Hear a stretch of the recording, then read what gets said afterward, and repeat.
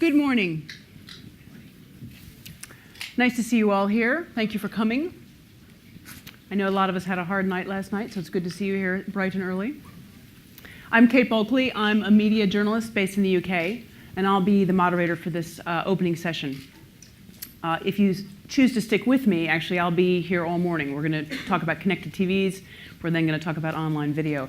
But first, we're starting with our keynote presentation, which I'm very excited about. I think we need to talk more about what the portals are doing, and we've got a very good presentation from MSN telling us just that. It's called Media Convergence, Reinventing the Portal, and I think we'll get a lot of good information about what MSN is up to in this space. We've got two very senior people from MSN here to talk to us. They're both content guys, which I think is refreshing. Often with the Microsoft, you get a lot of technical people. These guys are dealing with your world, with the content world. We have Geoff Sutton. He actually started his career as a journalist, worked at places like the Daily Mail, but he's been at MSN for about 14 years, dealing with content curation. And we also have Scott Moore. He's executive producer of MSN US. So what's interesting about these guys is that Geoff does international, and Scott does the United States, but they're both executive producers dealing with content. Scott has been with Microsoft on and off for over 12 years. He did leave for a while and join Yahoo and did some work there, but then he came back. So he's let's say, more Microsoft than Yahoo, although you were in the Yahoo camp for a while. Scott also, in his resume, was president of MSNBC, and he also was the publisher of Slate.com. Slate.com, is something that Microsoft doesn't own anymore, but they originally started it. It's one of the interesting sites, early sites actually, on the net that did content. So without further ado, I'm going to let these guys do their presentation about how portals fit into the media landscape, and then we'll do some Q&A and have some questions from you. So over to Scott Moore and Geoff Sutton. Thank you, Kate. Good morning, I'm Geoff. And I'm Scott. And like she said, Geoff and I have been in this business for quite a long time, and we've learned a few tricks along the way. And one of the tricks is that whenever you're doing one of these presentations, you want to have a publicity photo that goes back a few years, just so that you look a little younger than you are. Go ahead, Geoff, let's see it. And we might have overdone it in this case, but these are pictures from back when we started in the business, longer than we'd probably care to think about. And we have an interesting history together, actually. When I had started at Microsoft in 1994, a couple years later, we started this joint venture with NBC to create MSNBC.com. And we had very large ambitions for that. So initially, it was a US news site and a cable network. But we, within 3 or 4 months, decided that we had the hubris to decide that we were going to try to take this American news brand into Europe. And so I had the mission to go over to London and hire a few crack journalists to start that operation up. And one of those happened to be Geoff Sutton.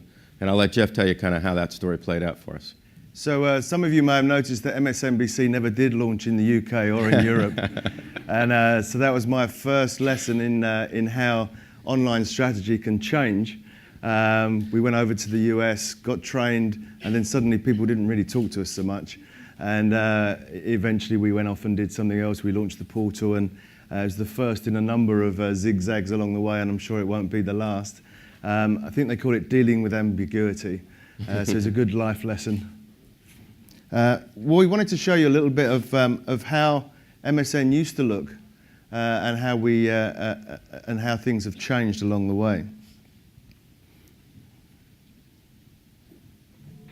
Today, Microsoft makes the internet faster.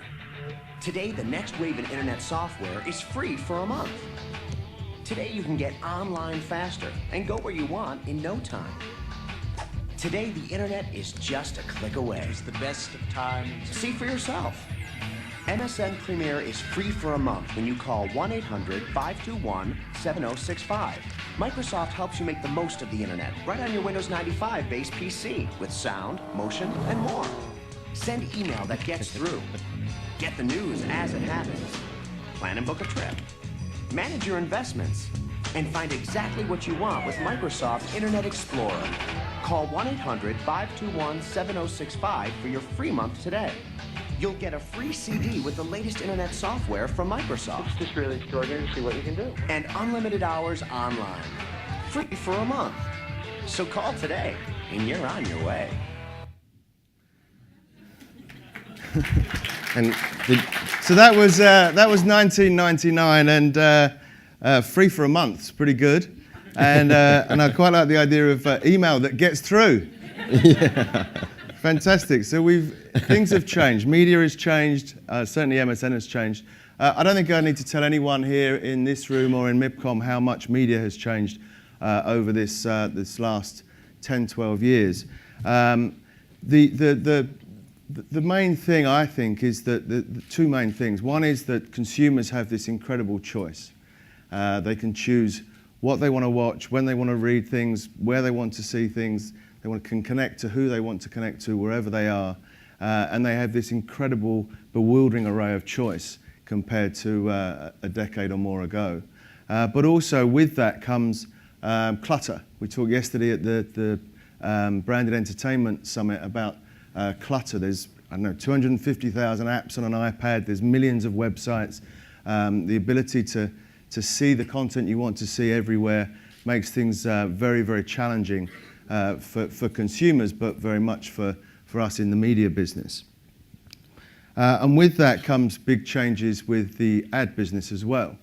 I remember the first ad ever being sold on MSN when we didn't even have an ad server. And so the idea of this shift to online happening in the way it's happening has been quite a shock for us. I remember sort of, can we overtake outdoor? Can we overtake radio? Can we overtake? And each step was something of a surprise to many of us. I think what we've seen over the last couple of years is with the recession, we all suffered. There was a contraction in the ad market. It's been very challenging for all of us, but things are coming back very strongly in the online ad market. The US is predicted to grow online ads 15 to 20% next year, 2011, and we're seeing strong growth back after the recession online in many of our markets. Places like Brazil, Australia, many European markets are coming back very strongly. While there's a contraction and a predicted contraction around newspapers, magazines, and radio. And so this shift to online just keeps coming. This graph shows you where we are at in the UK, where online is bigger than TV, and I promise you I never believed that could happen. And so the online ad market is huge, growing, and gives great opportunities. And with the change in business models, and there's even more opportunities coming, which I think we all need to jump on and really work towards. I'm just going to pick out three here. The online video market is going to grow over 200% in the next 4 years, both short form and long form. And so there's, we're working very hard to make our play in the video area, as are many other companies, but the opportunities there are huge. On the mobile ad market, again, I think I heard yesterday that very soon there's going to be more mobile phones than people on the planet, and as increasingly those mobile phones are internet enabled and people are able to get online through smartphones and iPhones, the experience just gets exponentially better. And so the opportunity again for great ads comes through, and that's a big area of push for all of us. And then on targeted ads, with all this clutter and all this choice, the ability to get the right ad to the right person at the right time clearly carries a premium. And so we're going to see 2.5 times more money coming through on targeted ads than on run-of-network ads. So big opportunities for all of us. And another key trend that you all are very familiar with is the rise of social networking and the impact that that's had on consumer behavior online. Everything from the role that Twitter played in the political demonstrations in Iran of a year or so ago, to Obama using Facebook as really a key strategy in his election in 2008. And some analysts believe that the use of social media in that campaign actually got Obama elected, which is phenomenal to think about because Facebook's only 3 or 4 years old. Celebrities tweeting about everything from what they've eaten for breakfast to the fact that they just failed a drug test, is another phenomenon that we see rising, and the role of Twitter in sort of how people consume and find media. And then WikiLeaks, which this huge controversy blew up in the US recently, where this website, WikiLeaks, revealed a ton of confidential and highly sensitive military information. And anonymously, there's nothing that the US military could do about it. And then, of course, the rise of Facebook in terms of growth, now at 500 million users worldwide. But the other thing that I think Geoff just alluded to is the rise of these new devices. And obviously, mobile phones have been around for a long time, and we've been talking about the opportunity in mobile advertising for at least 3 or 4 years. It's never really quite amounted to a significant business. It is now, clearly. Smartphones are a rich engagement vehicle for consumers. They're also becoming a rich advertising opportunity and platform for all of the advertisers who want to reach those consumers. And we have Windows Phone 7 launching very soon from Microsoft, our new smartphone entrant. There's also iPhone has been the leader in this space, and the tablet form factor is the one that I'm personally most excited about. Tablets are expected to grow from, in 2010, about 4 million units to 14 million, or sorry, 12 million units in 2010 to 120 million units by 2014. So imagine 120 million people having this basically a content consumption device on their lap that is completely connected. That's going to be a phenomenal driver of growth, both in user engagement and in advertising. So we're making investments in content across all of these platforms. And in fact, I was going to show you an iPhone app, or excuse me, an iPad app that we have in development in the United States that will ship in a few weeks. But we told Apple about that, and they strongly discouraged us from showing it because they haven't yet approved or accepted it into their iPhone store. Slightly disappointing, you might say, but so you won't get to see that today. But let's talk about a little bit the role of portals in this increasingly complex ecosystem. And one thing that I always get asked in these sorts of venues is, well, are portals just dead? Is it just over for portals? And the comeback that I always use is to quote my countryman Mark Twain, who was in London one time when a false report of his death had been reported, and you probably know reports of our death are greatly exaggerated, was his quote. And I think that applies for portals today. In the US, about 25% of all internet starts are on a portal page. So whether it's MSN, Yahoo, or AOL, and 25% of the page views consumed come through those 3. And for the people that use our portal, about 2/3 of their usage tends to take place on MSN across our various different sites. So we're still highly relevant. We have a very engaged audience. But another thing that we've seen in our research is very true is information overload is a real issue for consumers. And all of us are probably over-connected and sort of ADD about all these devices. My wife and I traveled over here with, each of us has a Kindle, an iPad, a smartphone, and a laptop, right? Now, most consumers aren't quite at that point yet, but it's coming. And when you think about the number of, you have like work email, you have personal email, you have text messages coming in. This is a real issue for many consumers. And the role that the portal plays, the role that we play at MSN, is to try to make sense of all of that information and really consolidate it down into an easy-to-use, very convenient place to go. The slogan that we use is that MSN is the place to go to be in the know. So we've integrated Facebook and Twitter and Windows Live right into our homepage. We take feeds in of content from news and sports and finance and all different sorts of information. We provide that convenience, and that's a core part of our value proposition. And that goes to this idea that users want to aggregate multiple tasks in one area. There's also a large overlap between content, between search, and between social networking. And just to give you one data point on that, in April, we deployed the Facebook like buttons on our lifestyle channel in the US, which is one of the key areas that we program. And we've seen a 45-fold increase in referrals from Facebook as a result of that. We're essentially leveraging our audience to syndicate our content out into Facebook and then take advantage of their social networks to then drive traffic back to us. So it's been a phenomenal success for us. We're doing that now across the entire network. And Facebook now is a much larger supplier of referrals into MSN than search engines, which of course in the past were sort of the biggest area that you'd get traffic from outside the network. So I think with that, we're very clear about what our role is and what we're aiming to do. As we've developed our network across the world, we're very clear that while we're a global player, local information is vital, local news, local entertainment is vital. If you're living in the south of France, you're interested in Marseille Football Club probably rather than baseball.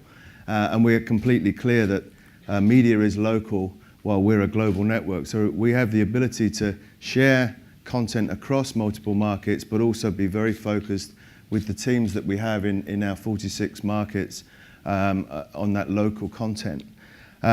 We are a distribution platform to engage audiences at scale. So we drive a lot of traffic to a lot of content partners, and we have a ton of people coming through our front door and a great distribution platform.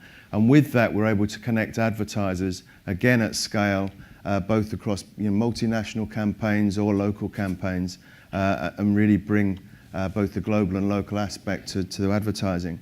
I think it's very important to call out that we respect IP. So we want to work with content creators, content producers, and enable them to get the value from the investments that they're making and work with us to do that. We're not interested at all in any sort of piracy or anything. We want proper professional content, and we want to work with the professionals that you all are. And we also have a good mix of original and licensed content to create the great consumer experience. It's all about user engagement. We want our consumers to be coming back day in, day out to get all that they need. And clearly we're a part of this Microsoft ecosystem. So we have a ton of really important technology and services that go across from Microsoft, whether it's Zoom, Xbox, Windows Live, Bing. We're bringing everything together and are able to use that network to really drive deeper engagement and provide consumers with what they want. I wanted to just go into a few of the video partnerships and deals and business models that we have around the world, just to talk through some of the differences and how we're trying to, if you like, try different things, see what works. So just a few, I'm going to try and rattle through these. In Singapore, we launched a partnership earlier in the year with MediaCorp. Zin MSN, we relaunched the Singapore portal. Loads of video, loads of catch-up TV. We very quickly moved up to #1 in that market. But I think the stat I most like is that 40% of people who look at the video on that site come back within 24 hours, according to Omniture. So great user engagement. In Australia with 9MSN, we launched Fixed Play, which is catch-up TV and a load of great other long-form video and short-form. Very high CPMs, like $60 CPMs, almost always sold out. We're trying to build the inventory, build the audience all the time because there's so much opportunity there. And one of the great things, I went and looked at it yesterday. I couldn't actually see it because I was geo-blocked, but you can see Mad Men, several series of Mad Men for free, ad-funded on Fixed Play, which I think is pretty good for consumers. Again, different model in the US. So with Bing Video, you're able to see both the content that MSN creates and partners on, but also able to get the full breadth and depth of the web, all the video content that's out there through Bing Video. We launched a MSN Video long-form player earlier this year with partners such as All3Media, BBC Worldwide, and many other independents, building a library of content, again, ad-funded, working through RevShare with those partners. In Germany, took a slightly different tack. We bought a load of movies and then ad-funded, ads running through the movies, and we're seeing very good take-up of people coming to watch movies on MSN Germany. And finally, just a couple from the Spanish-speaking world. So in Colombia, we partnered with RCN, big media company there for news, telenovelas, loads of shows. We've seen a 5-fold increase both in audience and revenue in the last 6-7 months there, and we're looking to see how we can continue to build that out. And then with our US Latino site, a great partnership with Telemundo. Again, loads of news, telenovelas, other shows. We did a big special around the Miss Universe contest, and huge increase in terms of both revenue and streams and unique users. So lots of different types of models that we're working on and trying to see which work, what's best. The last two, for example, those companies, they sell the ads, not us. And some of the others, we sell the ads and not them. So there are different ways of playing it. And so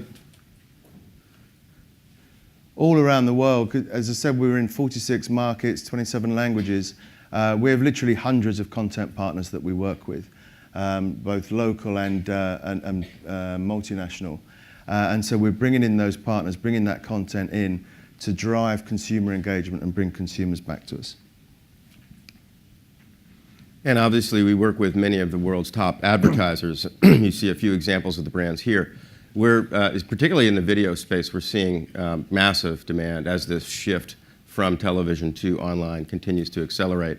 In the US, we're almost sold out. We're probably 85% sold out of our video inventory. So our biggest challenge there is to create more of it and drive more throughput. And I'll talk a little more about that in a minute. Yeah. So we're in 27 languages. We have content in all those different languages. Just wanted to show you a quick example from India.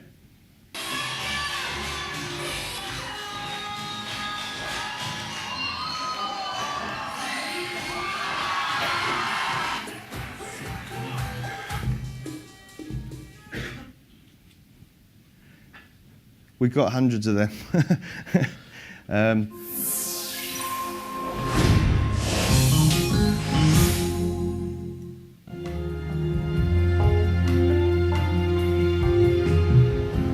Der Hauptdarsteller der gleichnamigen. That's our German motor site.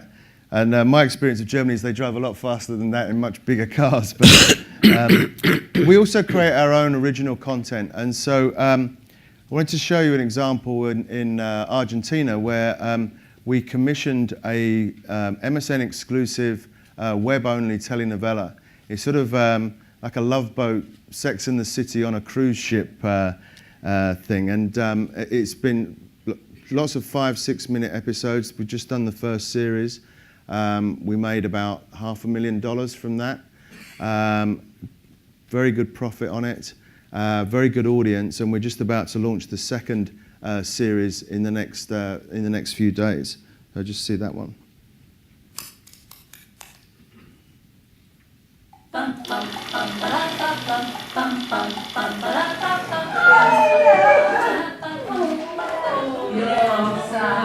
Chiquita, chiquita, chiquita, por sotto.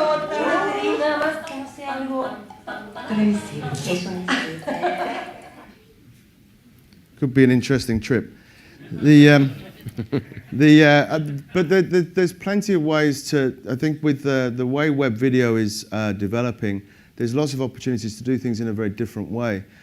So again, coming out of Argentina, there's a show called Casa Angeles, which is a telenovela that's on TV and clips on YouTube and things like that. But what we did with them is work with them so that at the end of the day's filming, they just keep the cameras rolling for about 10 minutes and get interviews of what the stars are going to be doing that night or that weekend, and more interesting stuff around the actors and their lives. And those clips are going out under a different brand, and it's getting bigger ratings online than the sort of the real telenovela clips are getting. So, and we're getting sponsorship from Cadbury's and Fanta and others. So there's sort of different ways of taking the content and building on the sort of that content to create a different experience and build different engagement. Do you want to? Sorry. Right, and then in the US, we're really focusing on creating original content. So we have a wide library of licensed content. In the last year, we've created 7 new original series, and they're mostly in the infotainment space. So we have, I'm going to show you in the sizzle reel in a moment, we have a show that wraps up what happened on primetime television last night, whether it was American Idol or Dancing with the Stars. Short synopsis, we run it in the morning, wildly popular and sold. We have The Bubble, which is a comedy show that's created by one of our partners, Grind TV. We have another show that's called The Surf Report, and it kind of rounds up what people are searching on. And we find that these little info snacks of 2 or 3 minute clips when we put right in the main areas where people are already going, it's very popular. We get a ton of engagement. We're doing about 20 million streams a month on the original content that you'll see here. One that we have running right now that I'm particularly excited about because of the innovation is called The Tastemaker, and it's a contest. It's sort of reality television meets social networking. And you'll see a little bit of it here just briefly, but the concept here was we took 6 different contestants and they're given tasks which require them to leverage their own social networks and Facebook and Twitter and other places to get people to do things in the offline world. And the ultimate goal of the contest is to drive engagement around a campaign called Get Schooled in the United States, which is focused on education for children. And we got Paramount Pictures to participate with us around the promotion of their very excellent new documentary called Waiting for Superman, which is debuting in just a few weeks' time. So this one's an example of taking the trend of social media, sort of weaving in the video aspect of it and using it to do good in the world. So then the last 2 things that you'll see in here are just a quick overview of Glow, which is our GLO.com. It's our newly launched women's site. It feels like a high-end fashion magazine. We're in partnership with Hachette and Berman Braun on that one, and Wonderwall, which is our celebrity offering. Excuse me, that came out about a year ago. Both of those sites have the highest engagement metrics of any in that category, and that's measured by page views per visit, page views per user, and repeat visits during the month. And they're number 2 or 3 in total audience. So they've been wildly successful. They're also sold out through the end of the year. Let's roll that tape.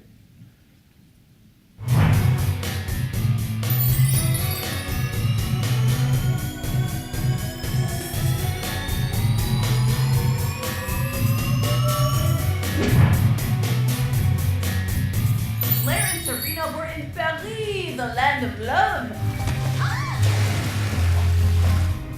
Only on Gossip Girl would you see a couture wet t-shirt contest. It's like, We need to think about the video and the viral nature of like what's going to get it out there. Tabletop tennis or whatever. So you're responsible for this? There's a lot of going on, especially with Morgan, talking a mile a minute. Vote for your favorite contestant in the Tastemaker Popularity Contest.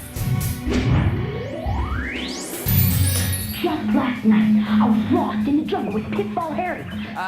Jack Black. Gentle viewers, we all have a past that contains things we're not proud of, even me. Shakira's hips are in trouble. Courtney loves Twitter meltdown, our GIF of the week, and the snazzy napper.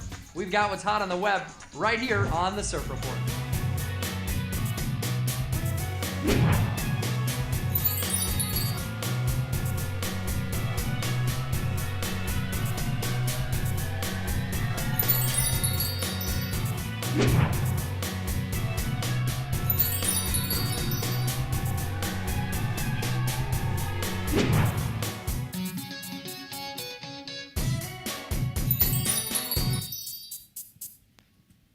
Okay, with that, we're going to go to a quick demo.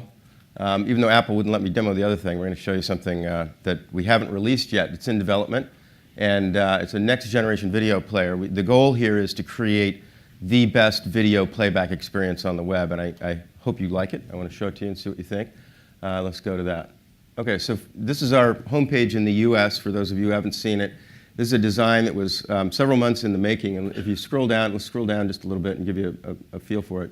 It's a clean design. We actually took, from the old page, we took about 50% of the links off. We've added integration for Facebook, Twitter, Windows Live, so you can actually connect and get a feed of those, the activity right there on your page, very convenient. And we created this thing called Local Edition, which gives you local news, movies, jobs, events, all that from 42,000 different zip codes around the United States. This design is now rolling out globally. So this is one of the advantages MSN has as a product and technology company that has a global footprint. We did this design, we sort of tested it, got it burned in, so to speak, in the United States. It's now rolled out in the UK, I think quite successfully, and it's in Brazil as well, and then coming to many markets around the world soon. But we haven't yet launched this video player that I want to show you, so let's click the video.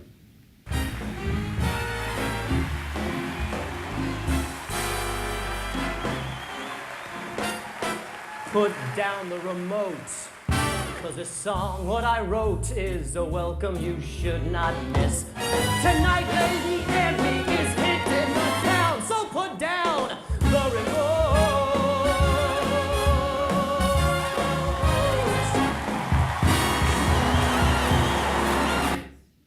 Yeah, this is developed in Silverlight, which is proprietary Microsoft technology. And essentially what you see is that the player comes right off the page. Typically today we'll run video in line on the home page, or else we'll click and you'll go to some other web page. You actually leave the page. The idea that we had here is we want to keep users on MSN homepage, because that's where most of our best content is promoted, but yet give them a very rich and immersive video experience. So not only can you do video in that, but we can also put slideshows in here. We have this sort of accordion metaphor for how you go through the content. So I could click through a bunch of slides here in this case, or I could click over and even play a game. And I can access search content all through this player. And then we can scroll back through the accordion and you can see lots of different other media. Our expectation and our goal for this is to drive deeper engagement with the media assets that we're developing. And then when I get done and I close that, I'm right back on the MSN homepage. So now hopefully I find something else to do and we get additional engagement. So just coming to the close, I think the point is all the people here at MIPCOM you have content, you have brands. We have this great global network, and we want to work with you. We're in 46 markets, 27 languages. We're number one in something like 28 markets worldwide. And we reach 450 million consumers every month around the world. And additionally, we have 20 billion page views, 17 billion minutes, and 400 million video streams per month. So thank you for your time this morning. It's been wonderful to be here. I guess the message is come and join us on the journey. We're here for the long haul, and we're going to make this work. Thank you. Thank you.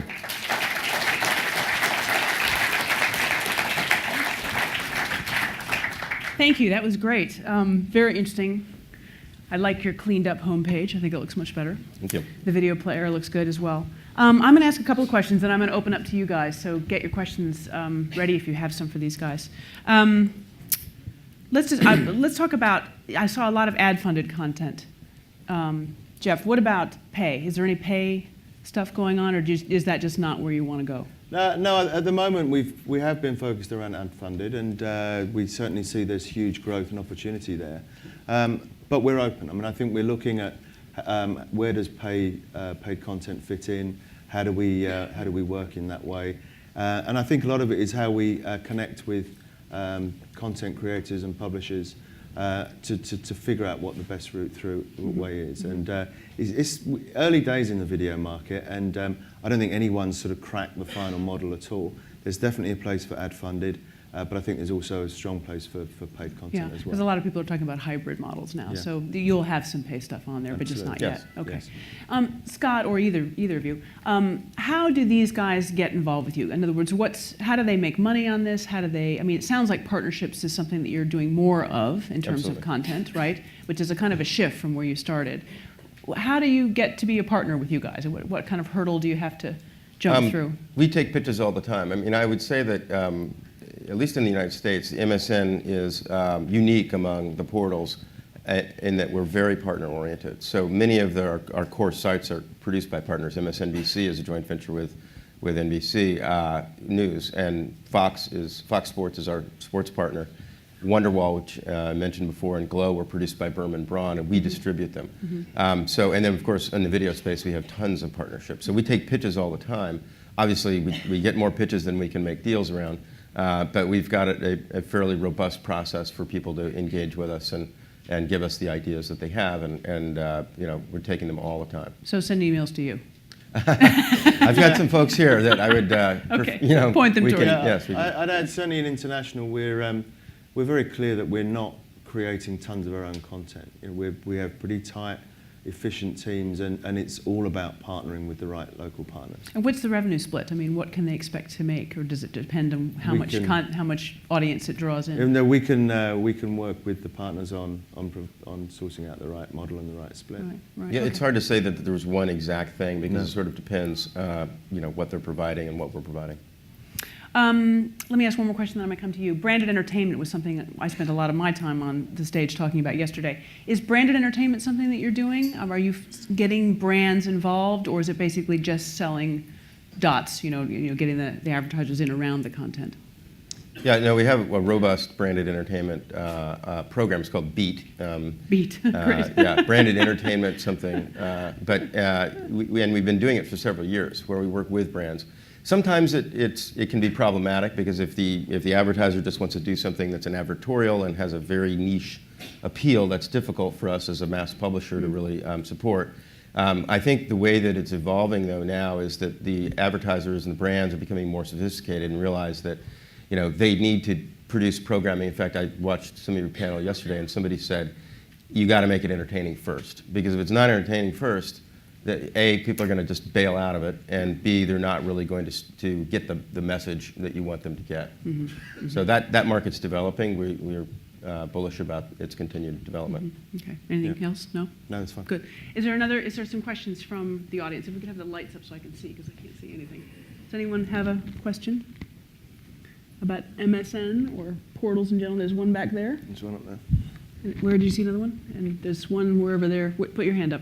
Where are you? There, sorry, and there. So you go first, sir. Where are you? There you are. And then you're second. Yeah? Hi. Yeah, I just wanted, you said you were hearing pitches. Who are you? Sorry. I'm John Besai from Green Heroes. You said you're hearing pitches. I just wondered if you could explain in a little more detail what you're actually looking for. Thanks. Depends on the market, probably. Yeah, it varies. I'll say what I'm sort of in the market for, and Geoff can answer that question too. Lifestyle is a big area of focus for us. It's something that we've been investing in, and I would very much like to have a lifestyle show, maybe a twice weekly or 3 times weekly, that's targeted at adult women, that covers topics like fashion and beauty and style. So something like that, sort of again in the infotainment space. Fashion, beauty, and style. Yeah. That sounds a little bit like what Glow is. Well, that is what Glow is, and I'd like a video companion to go with it. Yeah, Got it. Exactly. Okay. Anything from you? Yeah, I mean, I would sort of split it into 2 areas. I think in international, the main 3 focus areas are news, entertainment, lifestyle. So we need content in those areas, and killer content that's going to engage audiences. But I think the other thing is, as we're trying to build the video business, we really need to develop the right content on the video side. And rev share deals, that sort of thing is where we want to go, and really build out inventory and bring the video business all up. Do you really want to play in that growth of online video consumption? Absolutely, yeah. Because you see that as a huge trend. Absolutely. Right. Yeah. Okay. So it's got to be video. All right. And this man back here. Go ahead. Hello. Yeah. My question is about banner advertising and pre-roll, post-roll adverts that are placed inside the video themselves. I'm hearing a lot of people saying that banner advertising is declining quite a lot. And are you seeing that pre-roll, post-roll, these sorts of embedded adverts are doing very well? Good question. You want to try that? Which ones Sure. work better? I'll start. Well, I think banner advertising is going to evolve. It is evolving rapidly. The size, the formats are getting larger. The rich media that people are doing with them. Sometimes ads come over the page, and I think as the market's developed and consumers have become more comfortable with it, they're willing to accept somewhat more intrusive advertising. There's always a fine line between something that feels like a quality experience and something that feels really annoying. So I don't at all perceive that banners are going away. I think they're evolving and changing. That being said, certainly the demand that I see in the market, the strongest demand is around video, because there's just tons of television advertising money that wants to come online, and they love the 30-second spot. The 30-second pre-roll is not a favorable user experience. So the demo that I showed you with the new video player, we'll do like a 5-second bumper that leads into the content, and then we'll run a 15-second post-roll. So again, we have to as publishers evolve not only the content but also the advertising mix. Yeah, I think that's right. Yeah. Okay. So we have one up there, and then I'm going to this man here. Go ahead. talk? Okay, yes. Yep. I'd like to know what your plans are for the Arabia region. For the what? Arabia. Oh, Arabia. And who are you? Yeah. I'm from Egypt, Kismet. I represent an independent publisher, Al Masri Lyoum. Great, okay. Egypt. So there's a man down here called Justin who can talk to you in more depth. But we have very big plans in Arabia. We have a partnership with a company called Link.net. We have an Arabia portal which goes across all of Arabia, and we're now working on how we get more granular, more local on that. So we'll be launching in Saudi and the Gulf and Egypt and Maghreb, North Africa. So we do see the huge opportunities there and are working with that partner to develop those products. But we'd definitely like to talk. Okay, so come and talk to them afterwards. Yes, here. Yeah, hello. My name is Richard Castelline from atmarket.tv. I'm just curious as to your connected TV strategy, or whether there is one. I know there was web TV 10 years ago from Microsoft, but they're expecting millions by 2014 from Samsung, LG, Sony. What's the play with MSN in that space? Good question. Connected TV play. Do you want to take that, actually? Go ahead. So we obviously have a number of assets in this space. We have Xbox Live, Zune, and we're working within Microsoft on how we take MSN and those properties into the connected TV space. So it's definitely an area we're interested in. We can see the great opportunity and potential there, and so we're seeing how we bring our assets either together or separately into that world. So are you going to have an app? Are you going to have an app for connected devices? You know, like we're now seeing, Love Film or Netflix. They have a little thing on Samsung TV. Are you going to have an MSN button?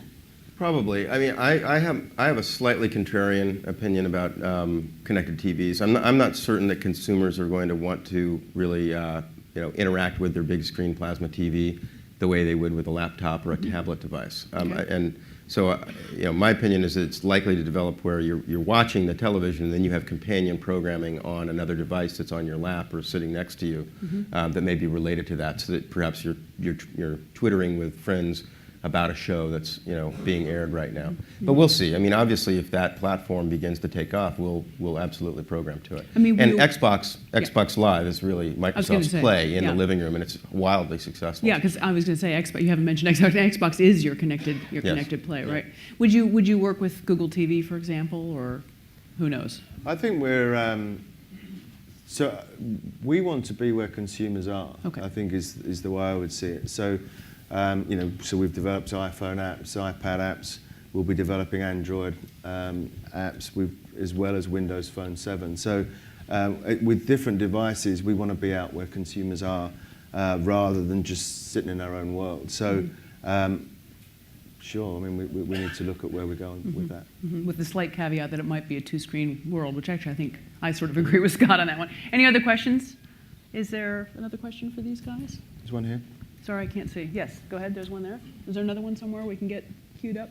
There's one over there. Yeah. Okay, so go ahead, lady. Yes? Hi, my name's Marcy Montgomery, and I have a production company in San Francisco.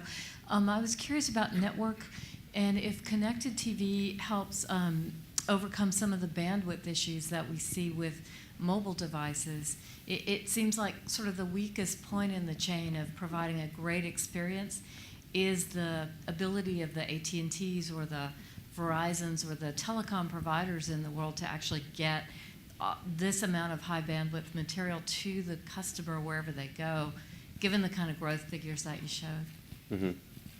Well, it is an issue today, but those networks are constantly being upgraded. So I think many of the telcos are planning to roll out 4G services in the next year or two, certainly in North America. In Asia, many of those services already exist. And when you get to that level of bandwidth, it sort of solves that problem. I think that's a temporary problem in the market today. Okay. Yeah, we should all move to Japan and Korea. Yeah. Korea is a great place. What are they talking about? 1 gig now, I think? Yes. I mean, I was there 3 years ago and saw people doing video conferencing over a cell phone back then, 3 years ago. Yeah, no, it's they definitely pushed that. But it's been a government-pushed endeavor. Yes, I can see you. Can you talk? I think I recognize you, don't I? Yeah, Gavin. Gavin, hi, Gavin. Hi. Could you guys just talk a little bit about this sort of explosion that's happened in the media, sort of the tech media, about video views, and TubeMogul's recent report that there are serious issues with the way that we're counting video, YouTube, everybody, and just talk about how you guys are sort of looking at that in terms of the data that's returned and what's important moving forward in terms of standardizing that. Okay. Yeah. How do you count this stuff, and how do you prove to advertisers? I don't know. I haven't had that. I don't know anything about issue. that. I apologize. So yeah, I don't. Is either. there a controversy about? Not that I'm aware of. I must have missed that one. I'm sorry. It's like this is the biggest problem we have in video right across the board, is that what is a view, and all these browsers that are popping up underneath, and Google moving to autoplay, and that things are just playing, and we don't know if people are sitting in front of the videos. This is a significant problem. I mean, it's a real problem with video overall. So if you guys aren't having any problems, then that's great. But I mean, it's something we should be aware of. Yeah. Okay. Yeah. Well, if it's related to autoplay, we don't currently autoplay anything. We let the user click into the video. Yeah.